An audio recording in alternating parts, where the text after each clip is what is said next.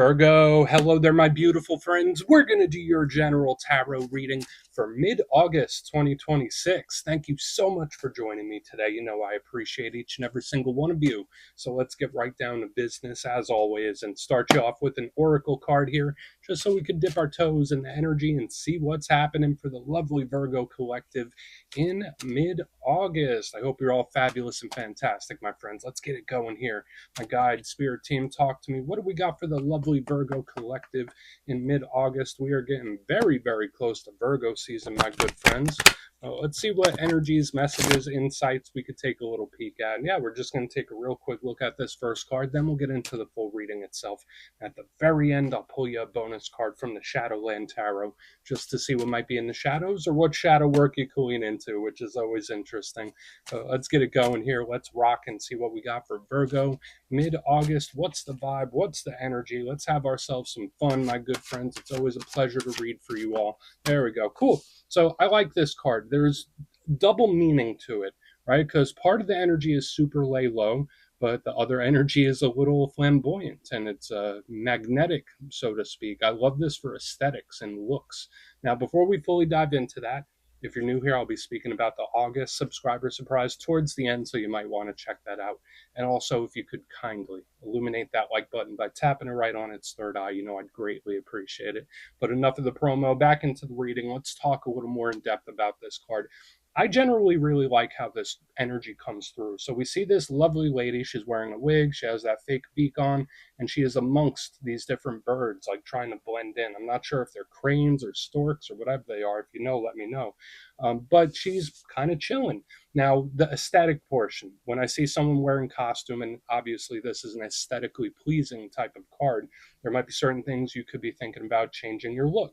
So whether it's like, okay, I'm going to update the wardrobe, or, oh, I'm going to wear my hair different. Like there could be something about how you present yourself. Normally this could be like very bold, confident, and magnetic, especially if you're in some sort of public eye or in anybody's eye. It's like, oh, all right, this is magnetic and it's pulling an energy in. So that could be great. So there could be something about the aesthetics or looks changes.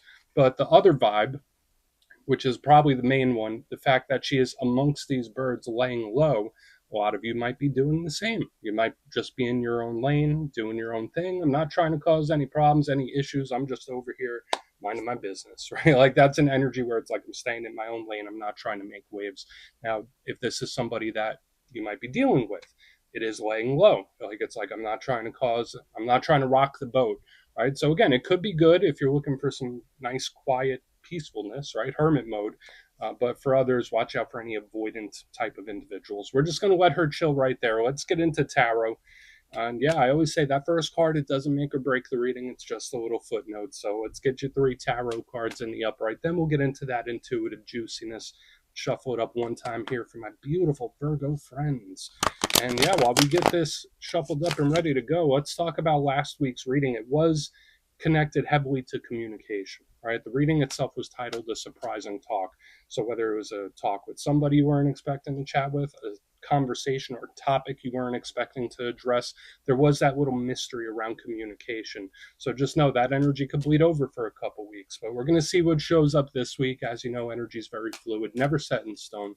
So only take this how it hits for you, because we could be seeing your vibe or somebody else, right? Let's get it going. 3 cards for the lovely Virgos in mid-August, as we are right on that borderline of Virgo season.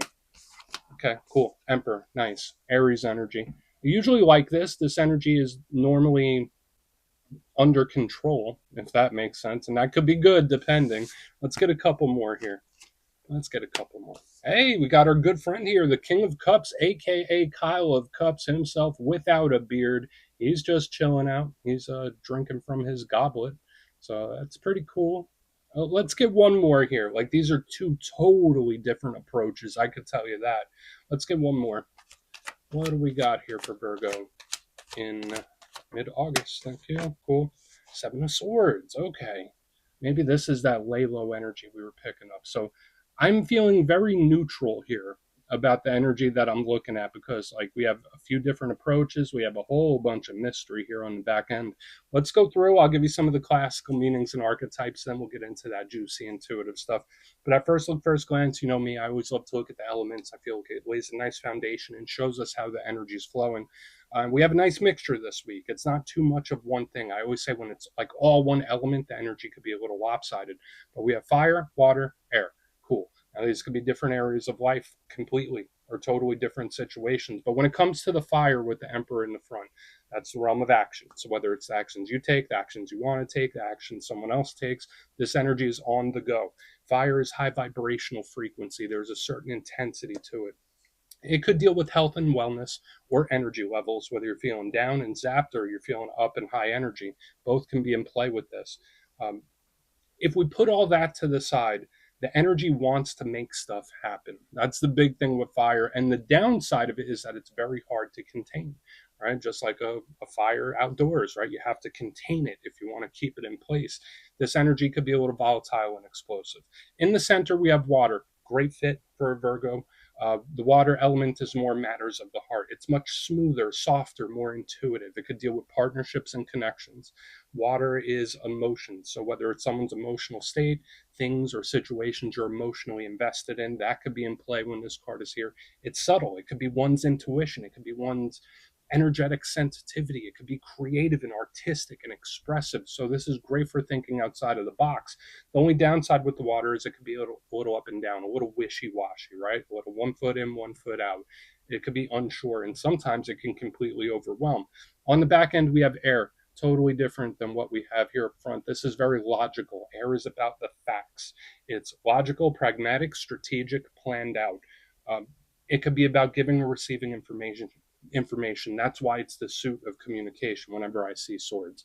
But since it does deal with the mindset and mind state, when we get into the challenge of the card, it could represent overthinking or analysis paralysis. It could also be very cold and surgical. So you see what we have going here. We have the actions, the emotions, the logic. It's all playing off of each other. But let's go through and start building this out piece by piece. Position number one, we start with a pretty powerful energy, right? We have the Emperor. Now, I don't dislike this card. It's Aries energy. Some people also connect it to Taurus. So when I get Aries energy in the first position, I normally like it because Aries energy to me is about initiating and making moves, right? And that's what this Emperor does. It's the King of Kings. Now, it can represent an individual in your life. We think of people in a position of authority. This is very entrepreneurial. So whether it is like bosses, maybe you're your own boss or you're wanting to do your own little side thing, like this energy is really good for that kind of stuff. The Emperor calls the shots, makes a plan, and makes sure it gets seen through. So I love it for the initiative. That's good. But what might be the downside of the Emperor? Control, right? And like, listen, I get it. We all want to control our way through life in certain situations. Sometimes there's things out of our hands. So when I see the Emperor, sometimes there are certain things that are out of our hands. Sometimes this could be an individual that's a little overbearing or a little too controlling. So that's something to watch out for, because the Emperor does have some great stuff, but it also has uh, little tolerance, right? It can be very my way or the highway type of energy. Now, moving to the center, we have the complete, total different approach. We got the King of Cups chilling right there, right? Big water sign energy. I'm biased about this card. I actually love it. So whenever we see the King of Cups, it could be a water sign, Cancer, Pisces, Scorpio, and kings represent the fullest expression of their suit since they're the last card. So if we're talking about emotions, these are big emotions. If we're talking about love, this is big love, serious. Like we really like this card in love readings, right? The King of Cups is artistic, intuitive, emotionally balanced. It's really, really nice for that kind of stuff. And it could just be someone's emotional state. But the big difference between the Emperor and the King of Cups is like the Emperor wants to make stuff happen and do it right now. The King of Cups is more so, hey, let's see where it goes. Let's go with the flow and see what happens, right? Like, so these are two totally different vibes. And that does get into the downside of the King of Cups because sometimes this energy can let things float a little too long. It could procrastinate and just let things kind of float along and happen. So we're going to want to keep an eye on this, and it can represent difficult emotions or as uh, loss of control of emotion. Now, on the back end, we have the Seven of Swords. This might be our big curveball, right? We see the little individual there. He's in the fez. He's making away with all the swords. Now, I'm not going to be all doom and gloom and say this is necessarily a terrible thing or a problem or a warning just yet. We want to see the context. But this card, for better or for worse, like even in its most positive sense, it just represents complete and total mystery, unknowns, questions, things that I don't know right now. So again, whether it's a situation or an action or you name it, it's something that's not on my radar. It could even be information. The big downside of it, it's not a very trustworthy type of energy, right? Like in its worst sense, it can represent someone that might bend the truth. It could represent thieves and liars and things that we need to keep a very close eye on. So we will within this reading, that's for sure. But I want to dive deeper on all of it, Virgo. Let's do it. Let's jump in and clarify. Okay, let's get a good shuffle here. And yeah, this is where I go intuitive with the message, which means I just tell you how it feels to me. So feel free to do further research or rely on your base knowledge of tarot, because as you know, every single reading is about the reader's interpretation, and I'm just giving you mine. Let's go in on the Emperor here.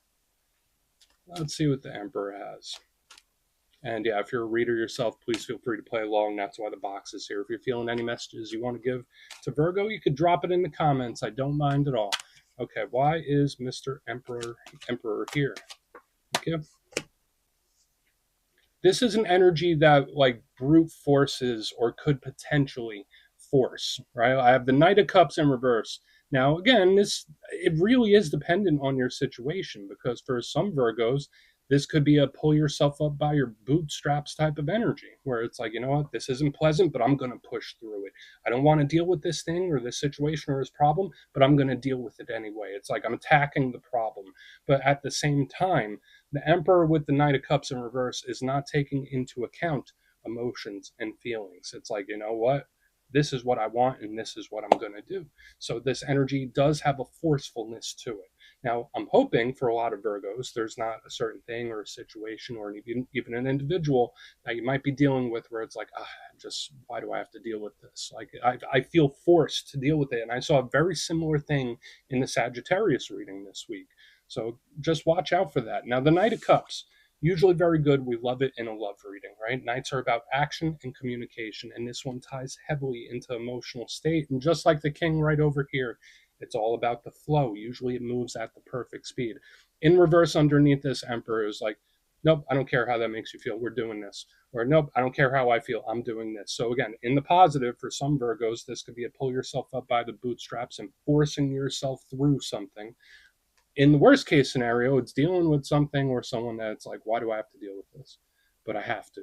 It's like one of those. There's a begrudgingly forced type of energy, which could absolutely be a warning. We'll see how the rest of it goes. But let's just keep moving. We're going to go in on the King of Cups, because I already said I feel like these are two totally different approaches, and it's already lining up that way, where it's like, all right, I could either force it or push my way through, or I could let it flow potentially. So let's go in on the King of Cups. Let's see what he has. Our good friend. He seems to be pretty chill. What's happening with that King of Cups? Ooh, I mean, that's just beautiful energy. So we have the Empress in the upright, beautiful Taurus, Libra energy. Venus is all about pleasure and enjoyment. Um, for some Virgos, you may really need a little time off from something, or just something to relieve some pressure, right? Because this energy is like, I'm doing this, I'm handling my responsibilities, I'm doing things that I don't necessarily want to deal with. When I see the King of Cups with the Empress, it's like, I need a release valve. Like, I need relief. It's like one of those. So again, whatever it is you may or may not be dealing with, there's like this energy where it's like, okay, I just need something to relieve the pressure. This combination is beautiful. It's fruitful, it's abundant, it's relaxed, it's enjoying itself, it's having fun. So for some Virgos, this could just be advice. And I give this sometimes when it shows up in a reading where it's like, just do something you enjoy, whether it's time in nature. Maybe it's a quiet night at home if you spend a lot of time out of the house. Maybe it's seeing certain people you haven't seen in a while. Maybe it's, who knows, it could be a sport, anything that you enjoy. Now, the Empress herself represents blessings and abundance, cup runneth over type of energy. We love her, fertility and abundance. So in the upright underneath this King of Cups, these energies feed off of each other.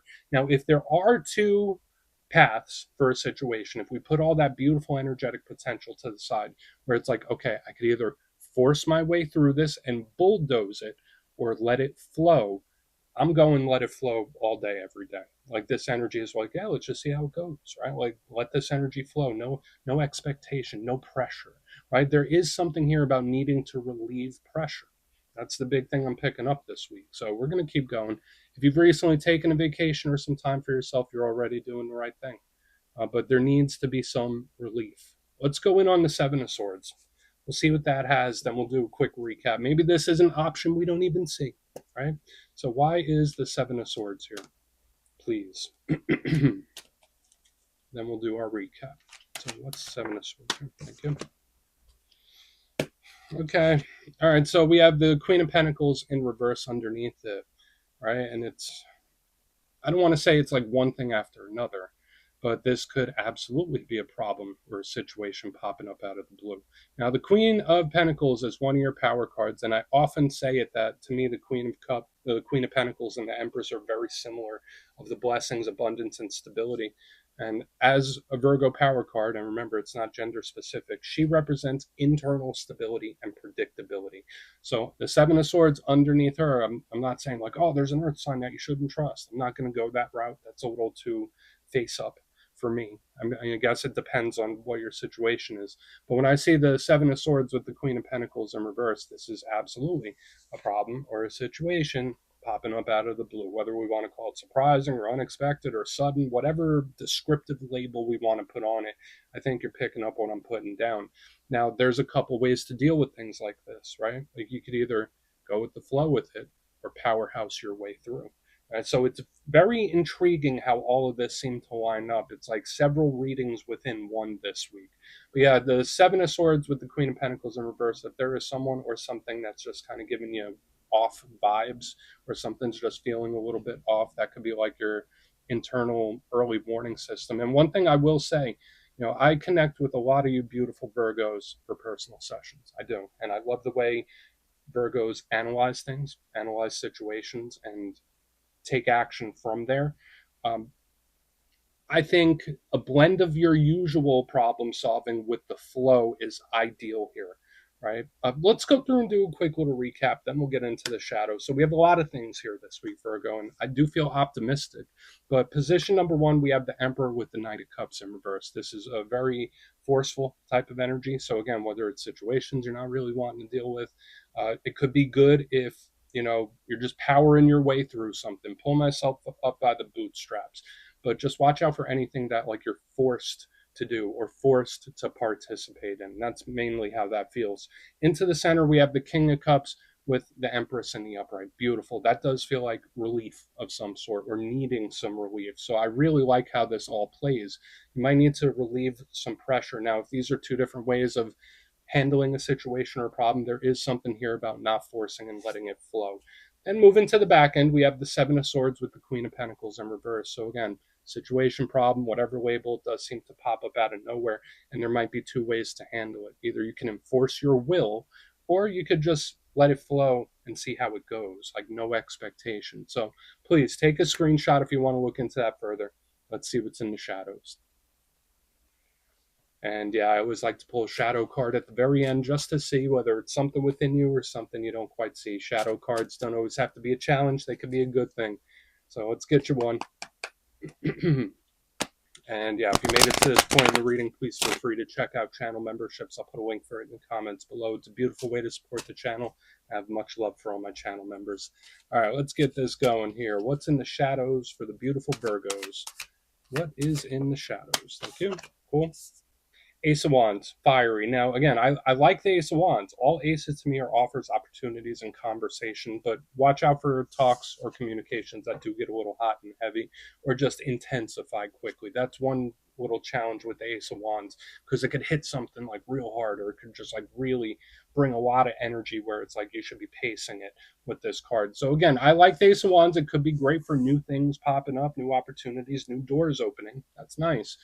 But this can also be about energy levels too. That's always an important thing. Like the Ace of Wands ties heavily into vitality, and we all only have a certain amount of hours in the day. We all only have a certain amount of energy to expend and focus on. So when I see this in the shadows, watch out for burnout, right? Especially if you've been burning the candle at both ends. So we're just going to put that Ace of Wands down right there, my good friends. That's what I have for you this week. Don't click away just yet, though. I'm going to give you the details of the August subscriber surprise. If you would like further insight on your situation, or you'd like to have a chat with me, you can book a personal session with me on my website, mastermetaphysics.com. The August calendar is up and spots go quick, so you might want to check that out. But for the August subscriber surprise, we're doing another winner's choice. I will choose 3 winners at random to either choose the Dreams of Gaia Tarot, which is an absolutely stunning deck, or one of the custom made crystal pendants from my website, mastermetaphysics.com. So if you'd like to get your name in for that, it's two simple things, as always, my friends. First, you must be subscribed. And second, let me know down in the comments, out of all the cards that showed up in your reading today, which one intrigued you the most? Which one caught your attention and why? And you put that in the comments, you'll be entered to win. And at the end of the month, the winners will be announced in my community tab / post tab. As always, my friends, much love, and I'll see you soon.